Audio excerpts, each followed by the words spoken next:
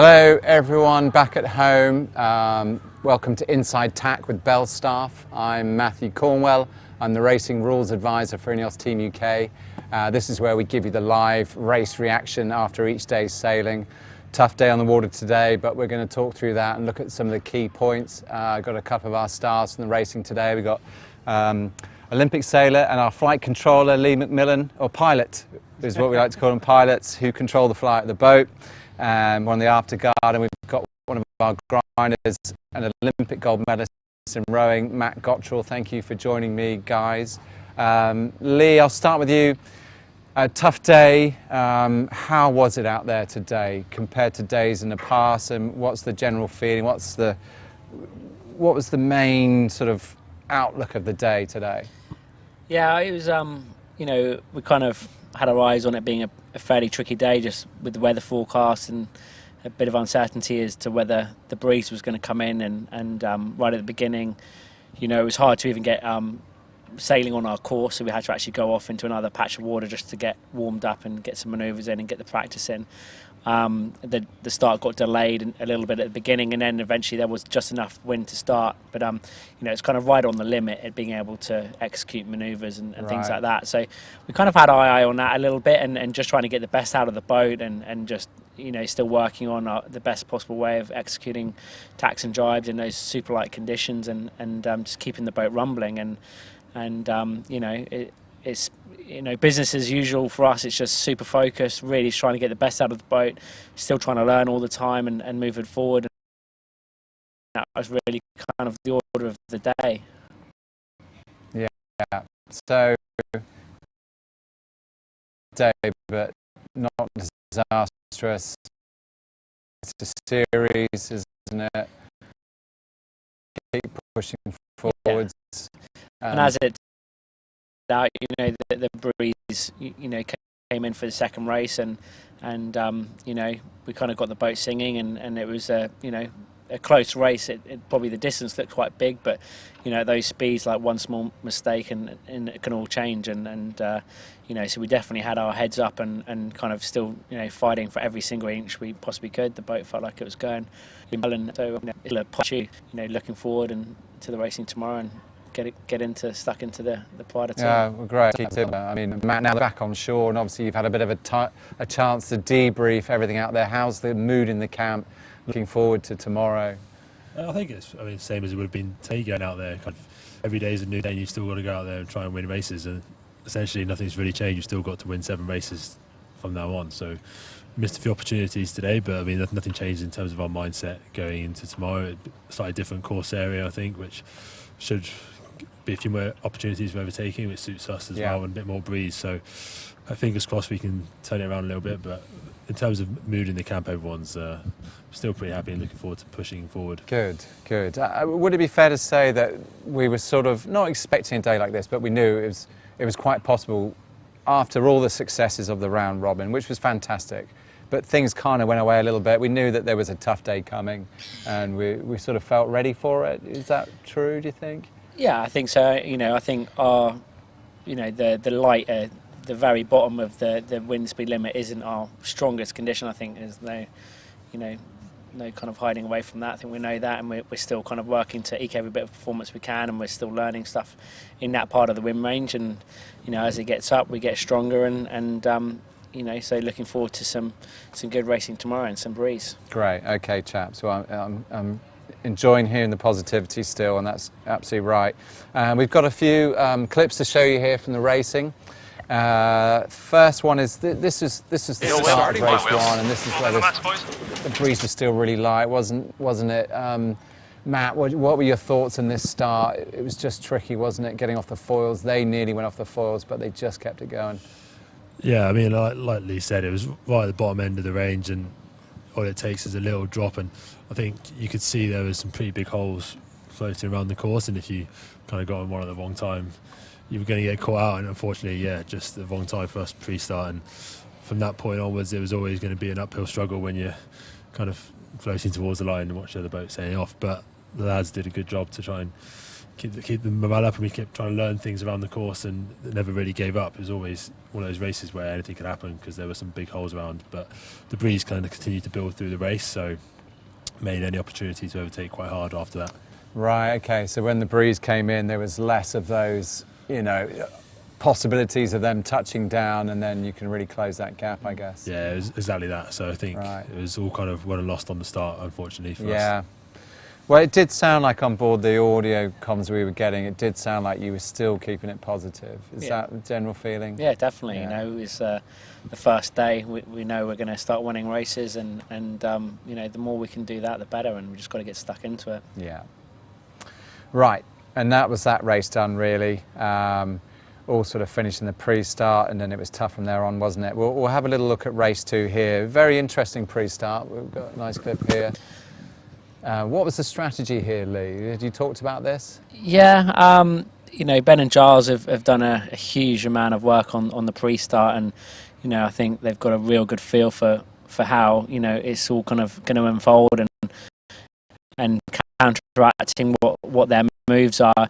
It's always a little bit freestyle, you know. You've got to react to what they're doing. You can't plan, you know, their moves, but we certainly, you know, every kind of move that they make, we've got a counter kind of up our sleeves. So this was kind of a case of just controlling the time and distance back to the start line, leading them back, and kind of giving our chance to get a really good start off the line, and that's what the guys did. You know, everyone did a superb job and kind of hitting that line at pace, and kind of making it difficult for Luna Rossa to live above us. And yeah, you know, so really did a really nice job of getting what we wanted there, and forcing them to peel off early, giving us plenty of time to get to boundary and open up the kind of open up the racetrack, as it were, and you know, I guess it became a little bit of a speed race after that, to a certain extent, because it was a race shift, so it was, you know, just getting locked into the boat speeds, and they kind of hooked up something nice on the right on that first split, and just kind of managed to keep their noses just out in front, and you know, we kind of looked for a few little opportunities, but there really weren't any coming. It was just like hammer down, and so once they just got their noses in front of that first cross, it was really difficult to kind of wind them back in. Well, we've got the first cross here. We'll have a quick look at it. And it's a key moment, isn't it? But you was pretty similar. You had to do a little dip here, Matt. Is that right? Yeah, I mean, when you've got a boat coming across like that, it's always going to be hard to judge and try and minimise your losses as much as possible. But I think it was also one of those moments where there might have been a little shift going on that first cross, and we slightly the wrong side of it, and like Leigh said, it was after that point it was a bit more boat speed thing, and the opportunities to actually overtake were pretty slim. We did try a few moments to push some splits here and there, but yeah, it was slightly different out there on that course where you haven't been for a while. It's not quite as shifty. Yeah, just limits your opportunities to get ahead once you're behind. So kind of highlights the importance of the start and that first cross, which you saw there, which can kind of make or break a race and that sort of stuff. And we would keep clear boat in that situation. Then we had the next cross, actually. They would keep clear, but they just had that little bit of a gap, and they got across the front of us. But the general, we'll have a little bit look at the boat handling here too. We got a nice clip of one of your two-board roundings. Talk us through these, Leigh. Why do you put the other board in there to get around that bottom mark quite often? We saw that quite a bit. Yeah, basically, once we get into the higher breeze and the higher boat speeds coming into the leeward mark, it's hard to get the grip on the one foil on the outside. You end up kind of slipping sideways quite a lot. So we kind of just drop the windward in just to double the surface area and try and get a nice tight rounding in, and it actually kind of helps reduce the speed loss in that move as well. Right. So you know, it's something I think a few other teams are kind of caught on to, but you know, doing a nice job of all that kind of stuff. It was a really clean race for us, and you know, you've got to take that away as well. You know, as we get into small races in the breeze, the fact that you know, we're sailing cleanly, and you know, any opportunities that come our way, we're going to take. Yeah, so you're sort of feeling happy about the boat handling after that one? It looked pretty smooth. Yeah, no, definitely. I think it just goes to show how close the boats are, and it's a proper sailing race.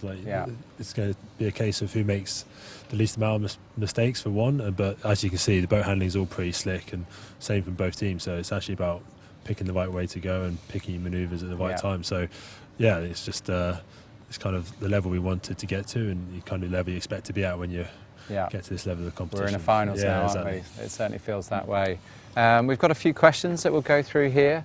Thank you everyone at home. We really appreciate the questions. Keep these going. We'll try and get them answered for you. It's great to know you guys are there. We definitely want to be doing this for you guys and for everyone back in the UK especially. We know it's tough times back there with lockdown and everything. Right, question number 1 from Grant Kennedy. Why is one for you, Shrek? No question. Sorry, Matt. His nickname Shrek. It just came out. But, you don't mind the name. It came from rowing, right? It was. It's long. It's really long. Yeah, we didn't come up. We've all have nicknames in sailing. It's just something that happens in sailing.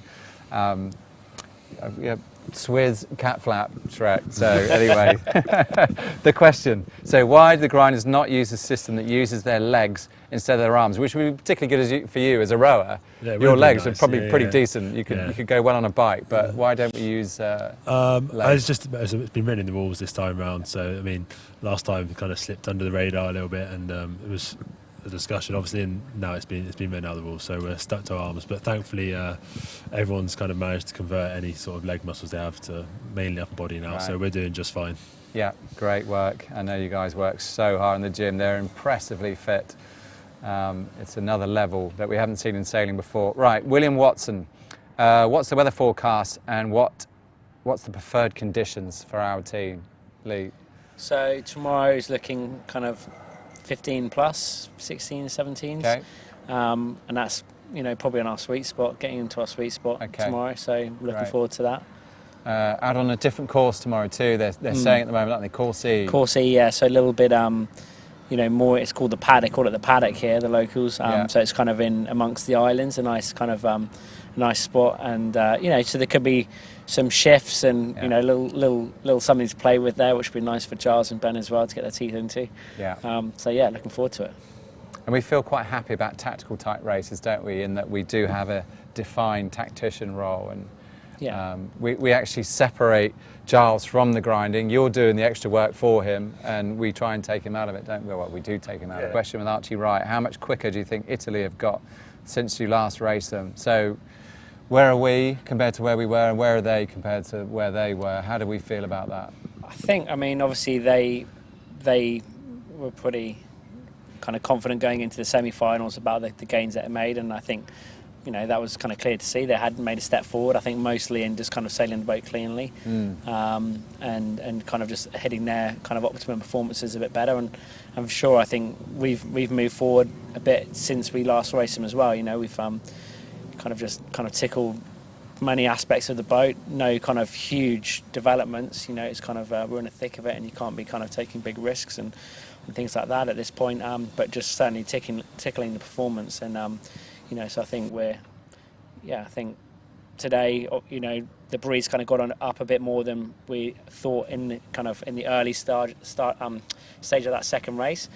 So probably for the large part of that race, we were on a jib that was too big for the conditions, and that probably kind of, in the end, gave us a little bit of a deficit on what would have been our kind of absolute optimum performance in those conditions. So I think it's going to be very close in any sort of breeze, more than more than 10 knots, and when the boats are fully up and ripping, it's going to be a close race every time. Yeah. Well, thank you, gentlemen. I appreciate that. We'll have a quick look at tomorrow's racing. This is the schedule. Okay, there we go. So 2 more races.